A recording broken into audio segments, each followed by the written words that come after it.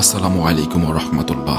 আজ আমরা রাসূল সাল্লাল্লাহু আলাইহি সাল্লামের জীবনের 7টি গুরুত্বপূর্ণ অভ্যাস সম্পর্কে জানব, যা মানবদেহের জন্য অত্যন্ত উপকারী এবং বিজ্ঞানীরা ওনার প্রাত্যহিক জীবনের কার্যাবলী নিয়ে গবেষণা করেছেন এবং মুসলিম বিজ্ঞানীরা এই 7টি অভ্যাসকে শ্রেষ্ঠ অভ্যাস বলেছেন।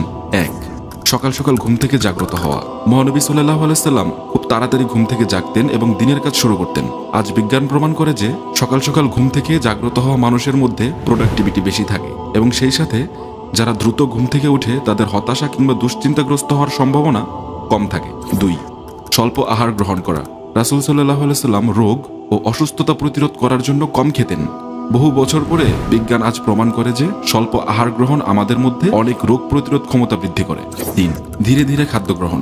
খাওয়ার পরে মস্তিষ্কে সংকেত আসতে 30 মিনিটের মতো সময় লাগে, তাই অনেক সময় দেখা যায় ভরপেট খাওয়ার 30 মিনিট পর মানুষের কাছে অস্বস্তি বোধ হয়, কারণ সে খুব বেশি খেয়ে ফেলেছে। তাই পেট খালি থাকতেই খাবার বন্ধ করা উচিত। তাহলে দেখবেন 30 মিনিট পরে আপনার মনে হবে আপনার পেট পূর্ণ হয়ে গেছে। অথবা ধীরে ধীরে খাবার গ্রহণ করতে পারেন, যার ফলে আপনি বুঝতে পারবেন আপনার পেট ভরে গেছে। 4.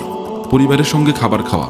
আমাদের অনেকের ক্ষেত্রেই জীবনের নানা ব্যস্ততার কারণে এই জিনিসটা হয়ে ওঠে না একেবারেই, অথচ আমাদের নবী সাল্লাল্লাহু আলাইহি সাল্লাম সবসময় পরিবারের সবাইকে একসঙ্গে নিয়ে খাবার খাওয়ার জন্য উৎসাহিত করতেন। আজ বিজ্ঞান বলে যে পরিবারের সবাই একসঙ্গে খাবার খেলে অনেকাংশেই মানসিক চাপ কমে যায়। 5. 3 শ্বাসে পানি পান করা। মহানবী সাল্লাল্লাহু আলাইহি সাল্লাম 3 শ্বাসে পানি পান করতেন, এটা সুন্নাহ।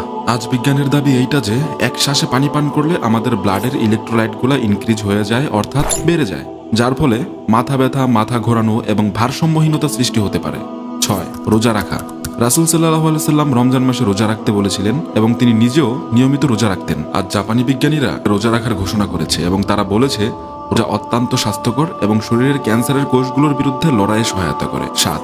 সুস্থ থাকা। ইসলামের 5টি স্তম্ভের মধ্যে 3টিই মানুষকে শারীরিকভাবে ফিট এবং সুস্থ রাখে। নামাজ আদায় করাটাও একটি শারীরিক ব্যায়াম। বিজ্ঞান অবশ্যই আমাদের হৃদয় এবং মস্তিষ্ক সুস্থ রাখতে প্রতিদিন ব্যায়াম করার পরামর্শ দিয়ে থাকে। নিয়মিত 5 ওয়াক্ত নামাজ আদায় করাটা মানুষের শারীরিক ব্যায়ামের প্রয়োজন পূরণ করতে পারে। মহানবী সাল্লাল্লাহু আলাইহি সাল্লামের অভ্যাসগুলো যদি আমরা আয়ত্তে আনতে পারি, তাহলে একই সঙ্গে তার সুন্নতের অনুসরণের পাশাপাশি আত্মিক পরিশুদ্ধির পাশাপাশি শারীরিকভাবেও সুস্থ ও সবল থাকতে পারবো।